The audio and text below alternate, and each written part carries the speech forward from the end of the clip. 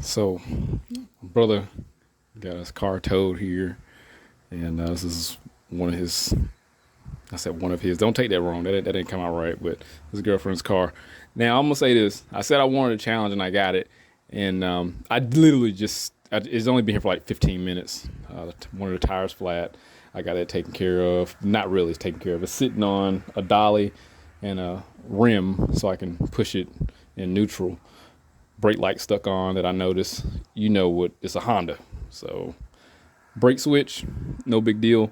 Let me let you hear it, and I'm gonna tell you as far as I got. I sprayed some brake cleaner. I said brake cleaner. No, actually, I used starter fluid today. I got some starter fluid. I thought I need something a little potent, so I got that laying around. It didn't work.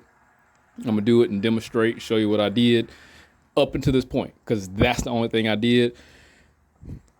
Let me let you hear it. Let's go from there.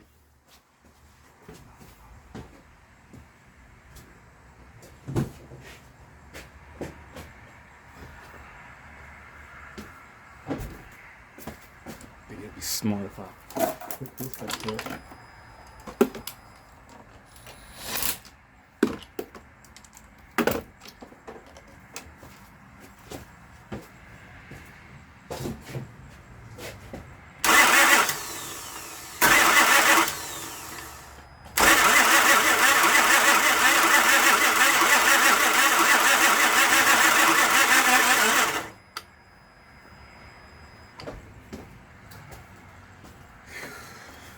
So you saw that and heard of that. Now I want to hook up a scan tool. Maybe I can see if there's any type of RPM signal and go from there. Again, I sprayed ether in there, nothing. So I'm gonna do that while it's on camera, just to show that it don't work.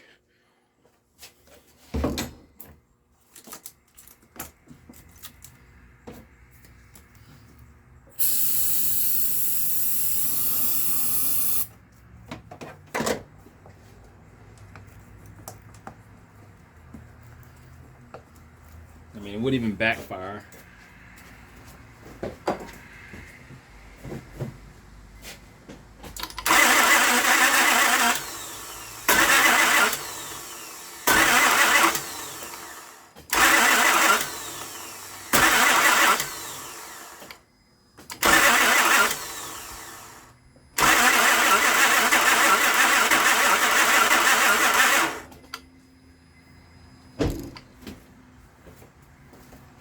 So that's another. Oh shoot, I'm screwing up. Oh gosh. So that's another thing. That wasn't me cutting the switch off and on to start it up. So likely it needs an ignition switch. A lot of times the contact points will erode or degrade and not allow that 12 volt to go to the starting circuit to engage the starter solenoid or the starter relay, starter solenoid. But usually that circuit's messed up. Usually the electrical portion of the ignition switch fails on these. Also, sometimes you'll hear like a buzz when you go to turn, like zzz, and then you'll hear like a engagement when you go to turn it into the crank position. So, all right, I think what I should do, get a scan tool, see if I got an RPM signal, because the possibility the timer may have jumped, but it's dragging. I don't like that dragging, but I really need it to hit. I need it to have a backfire. I need to do something. So at the moment, it seemed like I'm not missing fuel and I'm missing fire, and I don't have any RPM signal, which may lead me to suspect the crank sensor is defective, or there's a voltage reference problem, or something pertaining to crank sensor, because that crank sensor is very vital for the operation of this engine. So let me get the scan tool and we'll go from there. So got my scan tool here. I'm gonna go to the bidirectional portion. Oh gosh, I need to cut the ignition switch on first. One more thing, they did have to get the keys programmed, so let me make sure that the key. Okay, make sure that go. Yep, fuel pump's priming. Okay, so they did program the key right, because there was no keys for this car. Let's exit out of this. and start it back over because there was something running in the background. Oh yeah, let me see if I can get my icon back because that Joker went somewhere and I don't know where it is. So I don't know. Hold on 1 second. All right, I'm gonna have to figure out how to get this icon back because I don't know where the icon went. But if you don't know where your icon is, then you push that button right there. They'll send you to the Maxicom. And let's do an auto detect. I don't even know what year this is. I don't know anything. So cool thing is, we know we got Fuel Pump Prime keys program that works good. It just seemed like there's fuel, but there's no spark. So we have no fire. And this car sat for years. From what I understand, it was driven and it was parked. I think I got the story right, but I'm hearing it third, fourth person. So it sat for a couple years. Let's see if there's communication. If there isn't, I mean, that might be a correlation of what we got going on. It could be insects, could be rodents. Oh, nope. So we auto detecting. All right. So pull the VIN. I really think what's going to have to happen, I'm probably going to have to gain access to the crank sensor and scope that to see if I have all the necessary inputs. That's the worst case. Because again, I just want to look and see if I got RPM signal. I'd imagine it will work while I'm starting it up and while I'm in the live PID data. I don't know if it has generated code. Carbon said for years, just got here. Battery was dead. So let's see what context clues are available. Give me a second. So while we're still waiting, the mileage on this is 186,469. If that gives any, insight to what I'm probably dealing with. Focus. So I'm hoping that when I do a complete scan, this will give me some context clues if there's any type of common theme with the body electrical supplemental restraint system, ABS, TCS. But currently there's no engine codes. So I imagine thinking about like maybe if there's some like type of logic with this vehicle. Crank sensor may, if it's broken, it may not generate a feedback system to where it's going to detect. I was hoping that would be the case. If just the crank sensor is defective, I want to generate a feedback, register a code. But I did disconnect the battery on my own, so I did disconnect it. So I'm not sure if that had any influence. Now the battery was disconnected, but these are some immediate comebacks here, unless they just happen to stay in the memory and have to be force cleared. Don't know, but I highly doubt it. And once the memory is wiped out, it should be wiped out. Everything you should forget. Same thing with shorting the battery. Once those capacitors or whatever help retain the information bleeds out, that's it. The memory should be wiped out, and all the modules. But this probably could be just low battery faults or something. Don't know. I've had computers fail.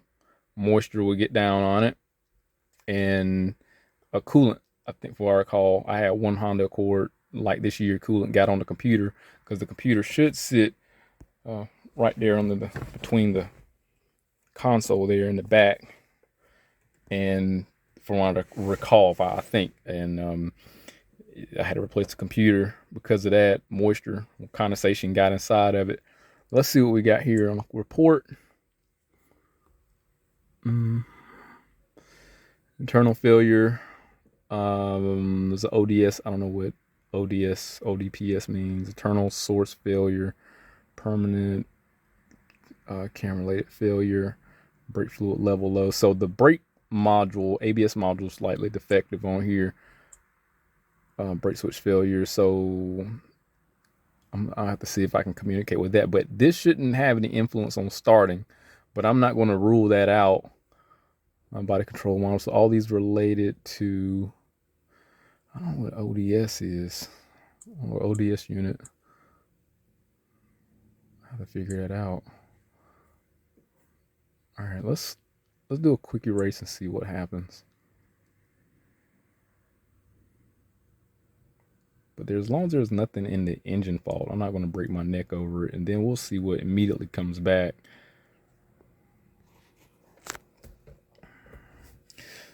And then once this is done, I'm going to go into the PCM, go into the live data.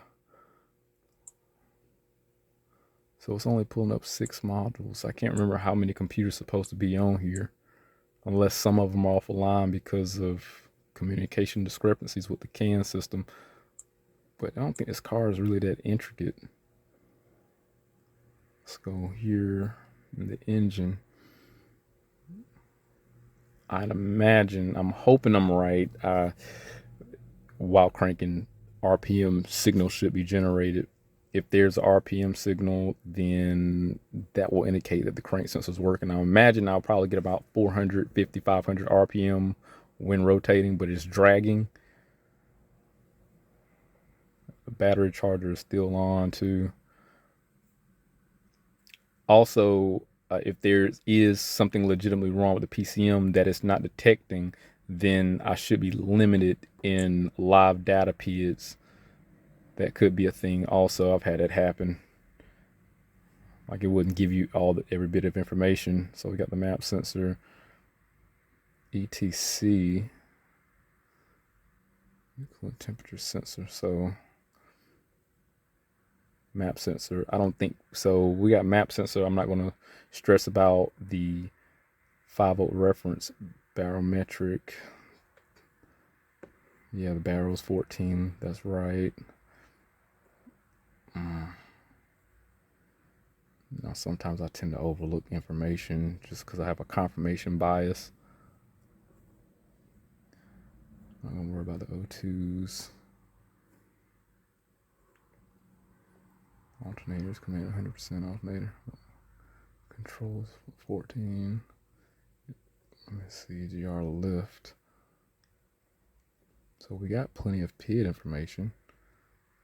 Fuel tank pressure, evap. Okay, it's in the run position. Start. All right, let's see if we can find that. Okay, we got crank position sensor. CKP noise. I can't remember what I'm supposed to be seeing here. I'm gonna pull those up anyway just to compare, just in case. Just curious. I ain't that bright. Let's go to RPM. I just want to see what will happen.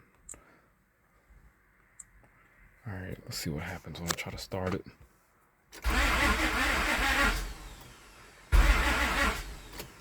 See, I'm holding the starter.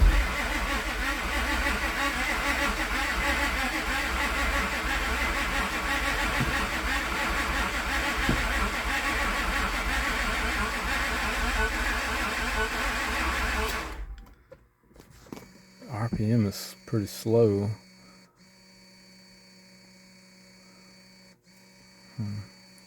I wonder, because I'd imagine I need to be around like 450 or so. It's dragging. Let me show you what it looked like, because you can probably hear the noise when I'm trying to start it, and it's, see, I got to keep turning forward and still starting and disengaging, disengaging. Huh. So I guess what's going to have to happen, I'm going to have to, well, first, I think it'll be worth looking at the timing, seeing what the timing looks like. I mean, because that could be off. But at the same time, it'll probably be worth scoping the crank sensor, because if the crank sensor is not making a decent waveform, then I have a problem. But it is dragging simultaneously. That's the biggest thing that concerns me, that dragging noise.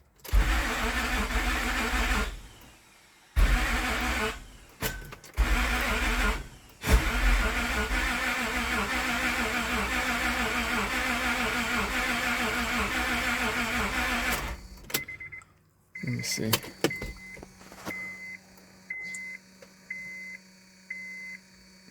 any codes came up.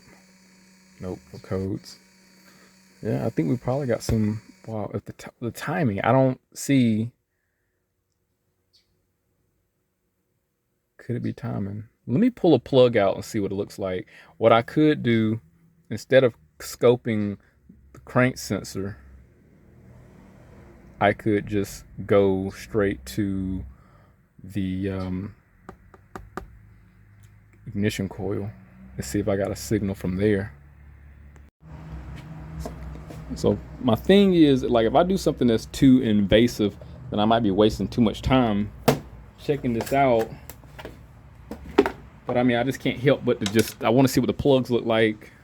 That'll help me out. The oil is black as hell. Let me show you what that looks like. That's the oil.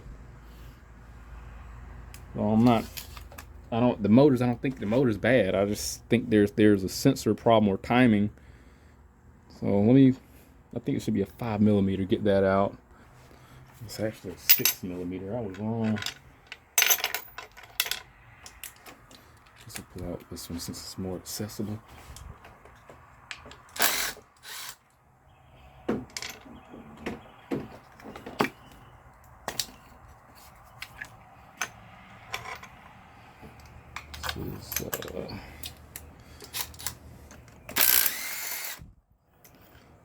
That's 1, 2, 3, 4, 5. We're on cylinder 5 here. Oh man.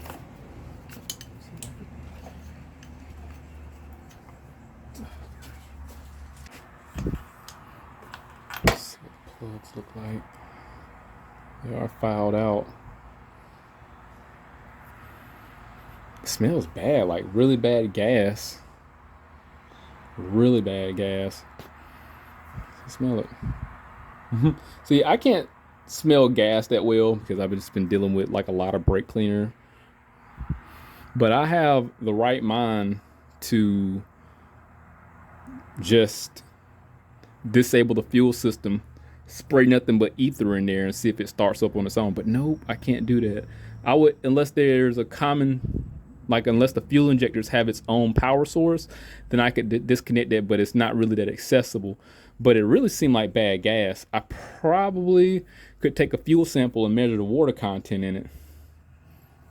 This doesn't smell volatile at all. It smells horrible. It just smells like water. So I'm not going to worry about the crank sensor. I'm not going to worry about, y'all hate that, don't you? I'm not going to worry about timing. I'm just going to check fuel quality. And even though it's rare, I'm not going to rule it out because it's just so blatant. All right, I found it. You can get this off of Amazon. I'm going to try my best to put it in the link in the description, but I'm going to leave that right there. And I'll show you how to work that when I get this off of here. But I would rather check this before I do anything else. Here's the fuel line. If I can get this off without breaking anything.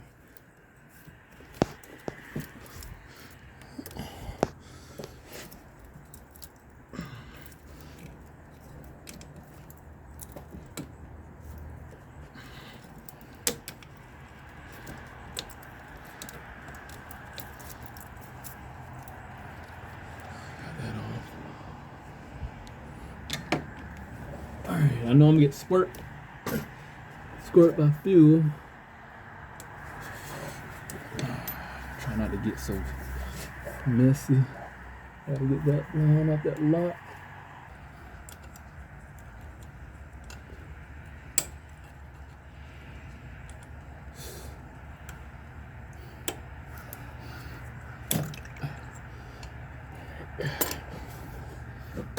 Oh gosh, if that's the gas, it looks horrible. It doesn't even have an odor. Look at this. That can't be the gas that's sitting in there. I mean, I understand it's gonna, wow, there's our problem. I'm glad I found this real quick. Contaminated fuel. Wow. All right, let's put it in the sampler and go from there. But it's pretty much what I'm supposed to do. Fill up to this line with water and the rest with gasoline. And I'll shake it, and this should give me some information about how much water is supposed to be in there. So it's supposed to be less than 10%. Most fuels, 99.9% of the fuels. If it's anything higher, then we got some problems. And you know what? The more I think about this, that dragging sound was water in the fuel, and it rusted the cylinder walls. I can bet you that. But I'm not going to put any emphasis on it because this fuel looked water contaminated really bad. And again, oh yikes! Oh, I see it. Oh, got lucky. Let me do my job and get this filled up with water, and we'll be back. All right, I put it on the battery, and I got it leveled, and I'm right here at the mark. So what I'm gonna do? That's not gonna work. So unless I put like a funnel of some sort. Let me see if I got a bigger water bottle. I'm gonna have to dry it out with some brake cleaner and collect the fuel, but that's gonna tell me what it looks like anyway. So let me get a random bottle. Here we go. Oh shoot. I'm glad I have my cap on this thing. All right, let's put this in here, and everyone's gonna see how bad this gas look. Let me go over this. Oh man. Down in here. That ain't really gonna work. Okay. All right, let's crank it up.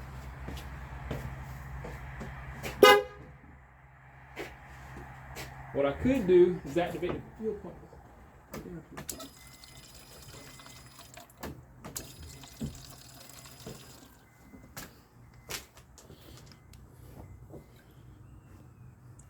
I probably could just activate the fuel pump with the scan tool. I mean, by the time I do this, I could have just cycled the key on and off, but why bother when I can just do this? Let me see, fuel pump on.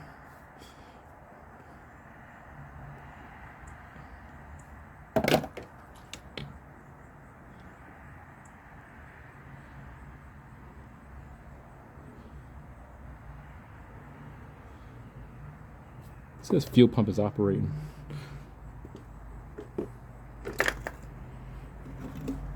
I'm lied to. It's not operating.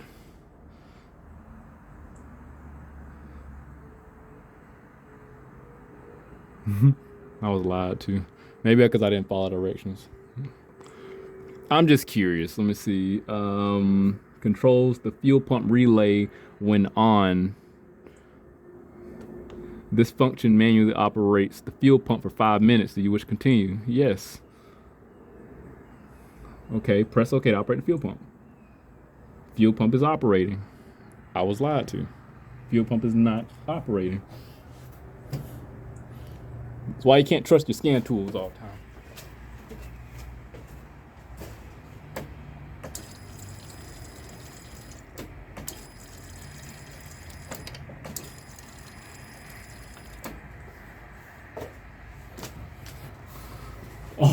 Oh man, oh gosh, it pays to be right. Let me tell you, you'll see.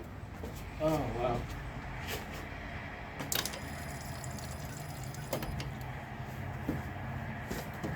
Golly, look at this.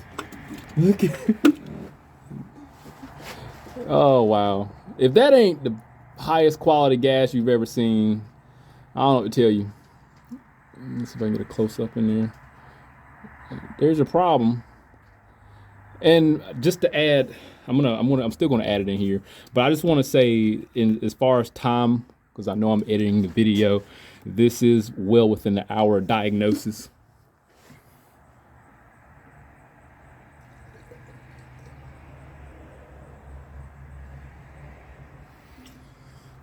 And so I got the fuel added in there. I'm gonna shake it up and let it sit.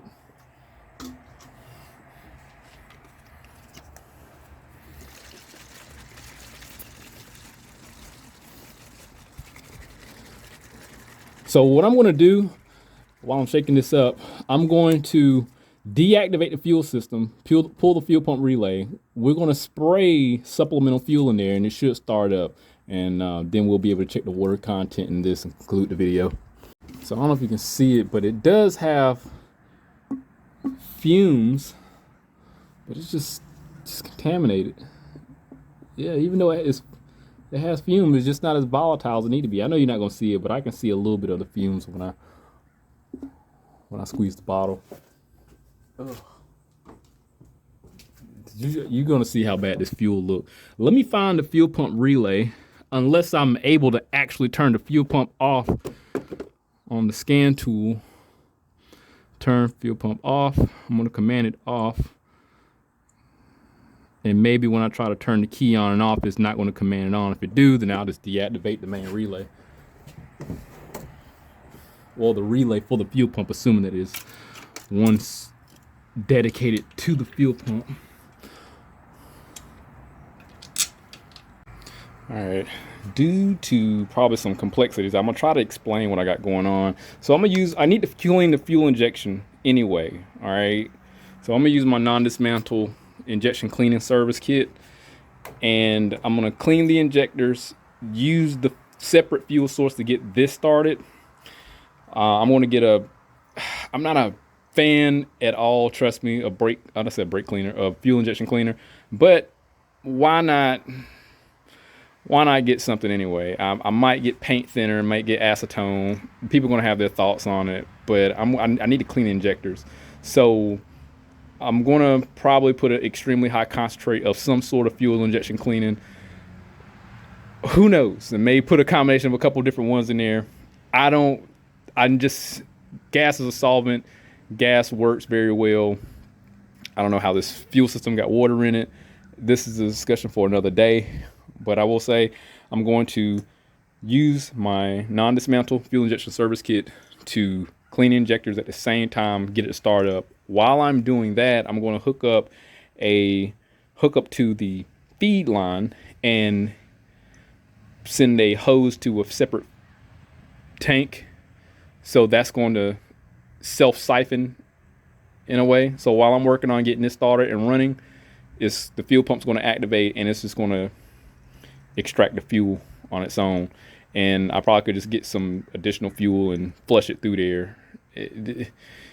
Trust me on this. Trust me, it's going to work out. So I'm going to remove the locking clip off of this. This is what goes to the standard fuel rod. I need 2 hands to put this back in here, so I will just put that back in there, but I'm gonna put it up here somewhere.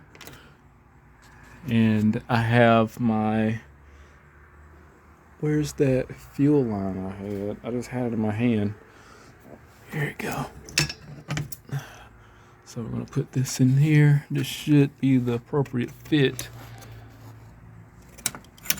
Yes, it is. Now just tie into this. I want to get some fuel and some sort of fuel injection cleaner. I might just get some cheapo stuff. I don't care about injection cleaner. I just need to run some fresh fuel in there. I might get paint thinner just to piss some people off, but I'll add fuel inside of here. This is a cheap kit that I got off of Amazon, and you know, it does its job.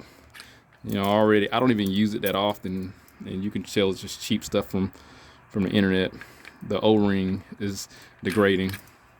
You know, the line has screwed up. I wouldn't be surprised if I have a bad kink somewhere in the line here. So what I'll do, fill this up with treatment, fill this up with the rest with fuel, hang it up, put air, regulate the air pressure, and start it up. So we'll see what happens. And I got to make sure it don't leak too. To add, this is a little valve here, allow me to turn it on and off. Okay, just to let you know. I just want to get this out before I forget. So technically, this has about 95% of water in here. There's a water line down there. Usually you'll see a clear mark up around here, about 10%. Man, there you go. There you go. Well, I need to make some runs. I just want to get this before I forget and We'll be back. So we can see if we can get this thing actually started. Now, I did call my brother. He did tell me the last owner who owned the car, who was driving the car last, I guess accidentally put water in it. But again, this was years ago. But I mean, I didn't know.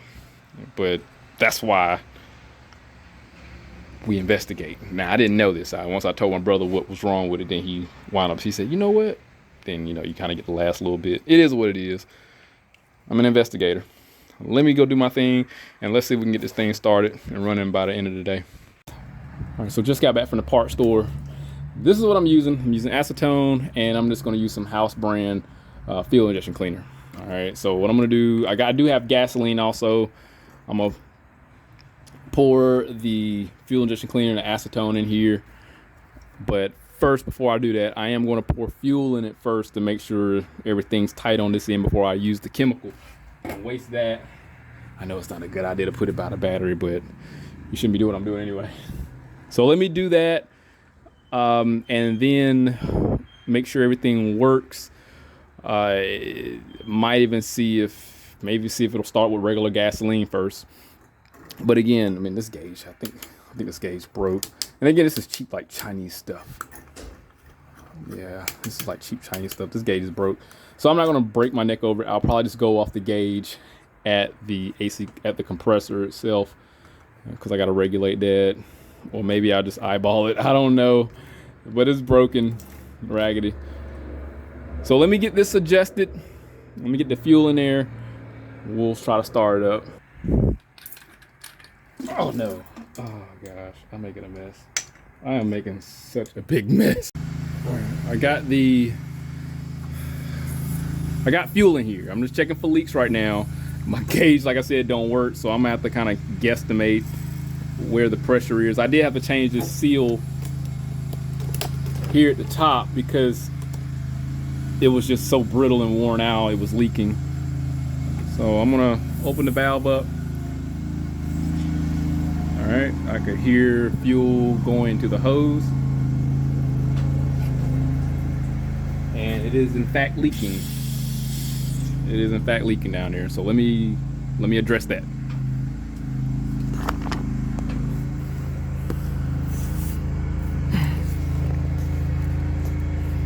So yeah, it was definitely leaking right there at the hose. It is a little loose. So let me change that out. All right, it's been a minute, I would say about an hour and a half. I had wound up putting a starter on it, so I got a new starter on it, and I took the plugs out, put all fresh plugs in here. These are the rear, well, number 1 through 3, and then here's the front bank. So they were old, they were worn out, so I got new plugs in it. I fixed the brake issue, so that's not draining the battery. So the only thing left is to continue to start it up. And hopefully I got that plugged in a lot better. Let all the old fuel run out and have it running on supplemental fuel. I was trying to cut time because I don't want to make this video too terribly long. I just want to show the issue, get it running, and that's it. Because we already know what the problem is. Can we get it running, and can it run on its own with normal fuel? So let's proceed with starting it up. And to add, that was the issue. The starter was what caused them to engage and disengage. So it wasn't the ignition switch, but I'm gonna find out shortly. So let's keep on trying to start it.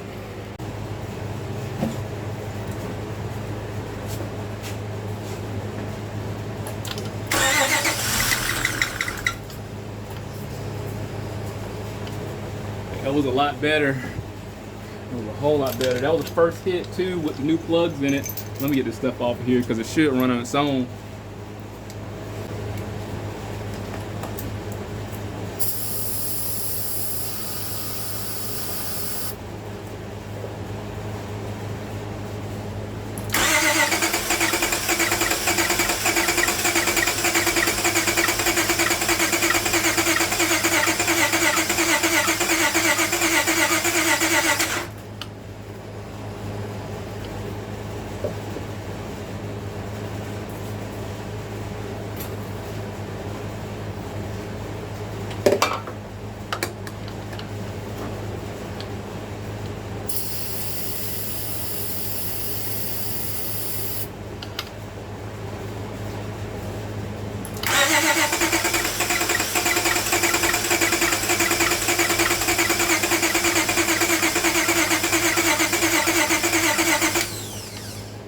I do have my own fuel source added now, so I'm gonna see if it'll start up on its own with the fuel and treatment cleaner.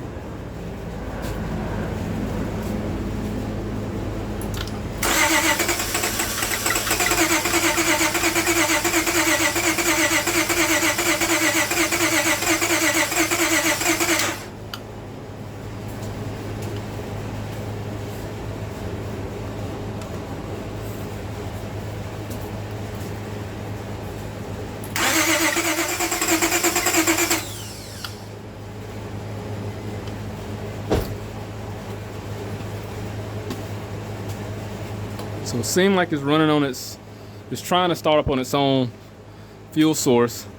So this is why I upped the pressure to see if I had enough air pressure in there, and I'm sure I do. I'm gonna turn it back a little bit. I don't know what air pressure is a mean again because it's broken.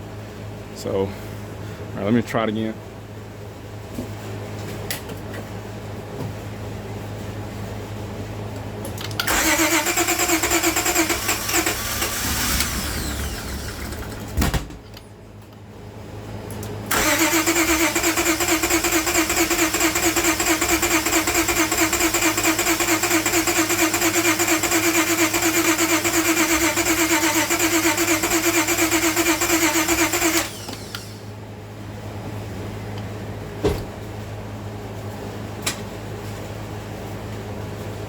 Slowly but surely.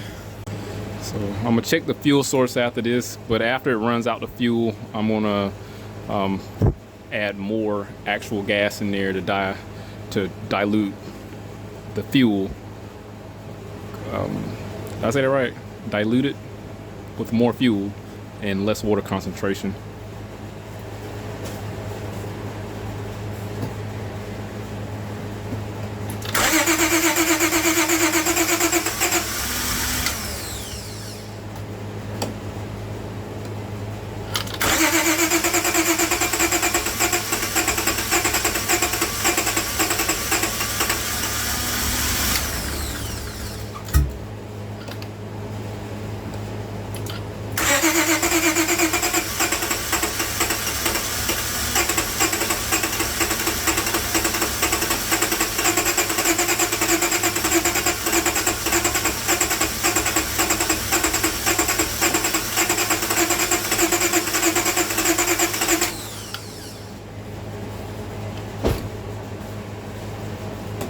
Really seeming like it's starting up, like trying to start an RX-8.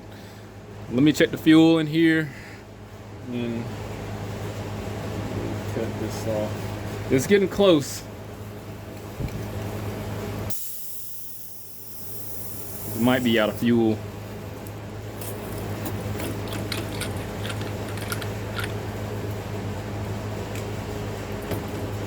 Nope, it's still got some in there.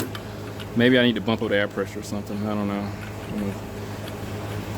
And again, I got acetone in here, gas, and the O'Reilly's fuel treatment cleaner.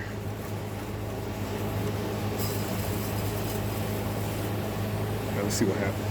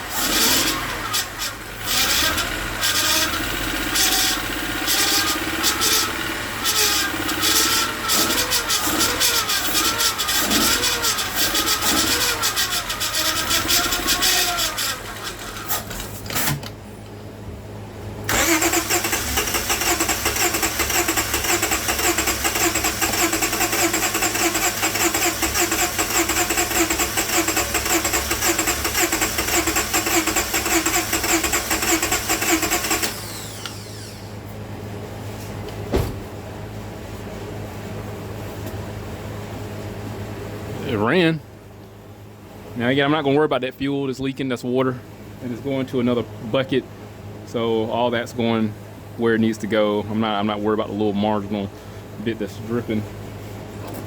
So I probably got too much of a concentration of oil, not the oil, but from the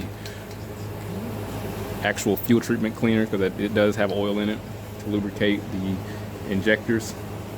So, all right, let's try it again.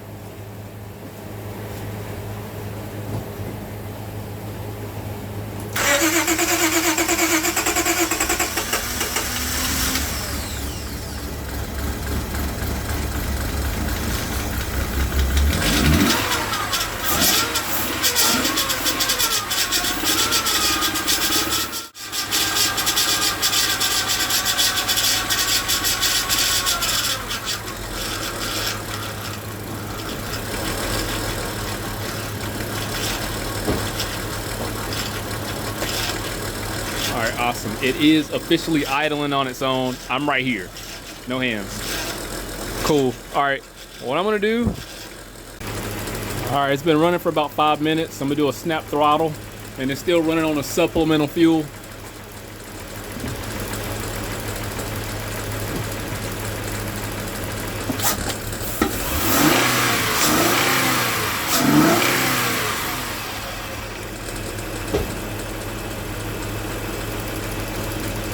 Definitely clearing up a whole lot better. Definitely clearing up a whole lot better. So I'm gonna run this little bit through there, put another treatment in there of acetone and O'Reilly's brand fuel injection cleaner, and just let that old gas continue to run out. I did put just a little bit of fresh gas and acetone in the tank, so this is like extremely dangerous in the fire hazard because I can't get a fitting on that quick connect to not leak to save my life at the moment, and don't do what I do. All right, so here's the water out the old fuel here,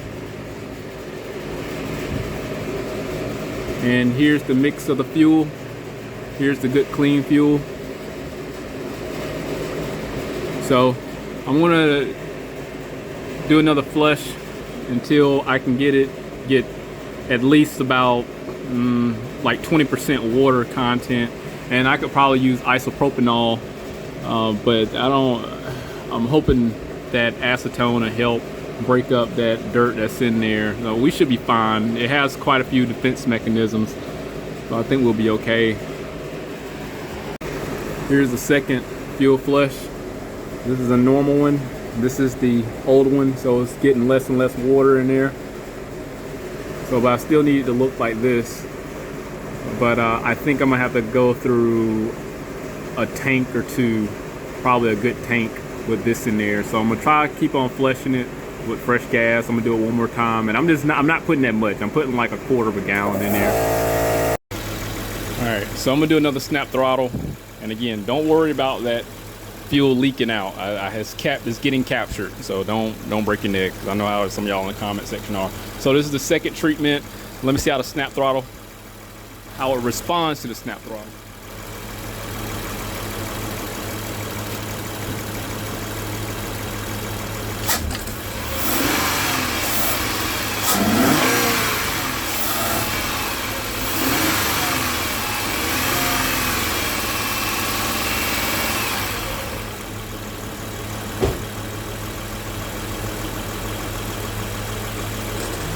Now, mind you, it's not going to be 100%. I can't stress that enough because I don't have the proper fuel pressure specified for the vehicle. So after this run out, I'm going to show you the last sample that I got from the fuel, and then I'll just add regular fuel on just 87 octane and acetone and the rest of the treatment cleaner in the gas tank, and we'll see how it runs on its own fuel supply.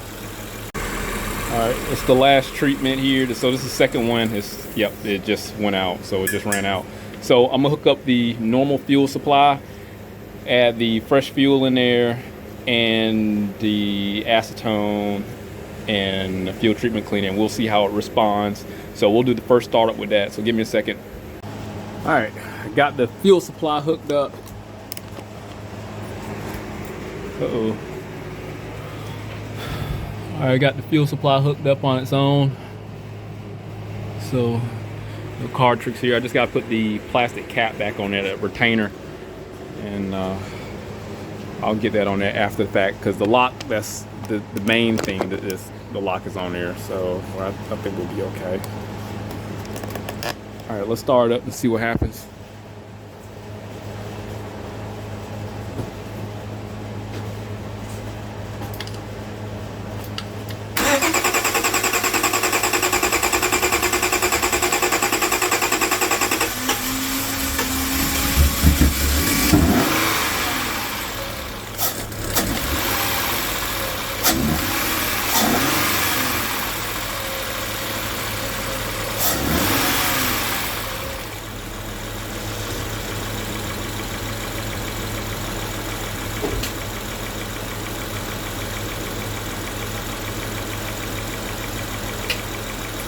Awesome, we're in good shape. Let me show you, this is the last fuel sample here. Let me see if I can get it leveled. Now, it has about 10% water. I don't know if it'll show up on here. I wonder if I got it leveled. I should have it leveled.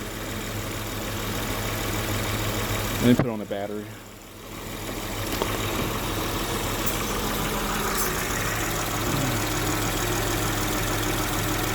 So that's the last fuel sample here. So it was about 10%. So we're good. We're in good shape. It's a lot better than what it was with 95% water. So I'm gonna let this do its thing, and I think we're fine. I know it's probably considered like a hack job, but I'm gonna be honest. Fuel is just gasoline is a solvent. It's a good cleaner. I'm not gonna break my neck over it. I got some fuel treatment in there just in case if I think it's gonna do something. I do have some acetone in there, but everybody's gonna have a personal perception on it, which is fine. You know, this obviously worked. Gave you the fuel sample, addressed the water content issue. It didn't have a lot of trash in it, but understand the fuel system has a couple safety protocols in there. You have the strainer, you have the fuel pump. If you have a larger strainer, and if it's assuming it's a fuel pump housing, then you have a strainer, a physical strainer that goes, is pre-fuel pump. Fuel pump will pulverize it. You have a fuel filter in the fuel pump assembly, and then you actually have an injector strainer. So hopefully, assuming that everything worked out perfect, I wound up cleaning up any type of trash that was in the injectors, and the injectors should be working healthy, assuming. So I used the acetone to help remove any type of water in the fuel injection system, because it's a solvent. It'll dry it out. The fuel to dilute the water. I'm sorry, to dilute the fuel with the water, and the injector cleaner, assuming that it actually done something. So this took about a couple hours, and I'm going to dispose of that fuel properly that I collected under the car and that went into the container. So the little bit that was on the engine has evaporated versus the one that was down in the pail. So this was pretty interesting. Again, the diagnosis wasn't the issue. It was just actually trying to resolve the problem. And unfortunately, I need to put spark plugs in there, had to replace the starter. So if I would have left the old plugs in there, it wouldn't have worked out. They would just fouled out, and they were bad anyway. But if anything happened to this, I'll definitely update. But hit the link, subscribe to the channel, stay informed, how to return some more work. See you next time.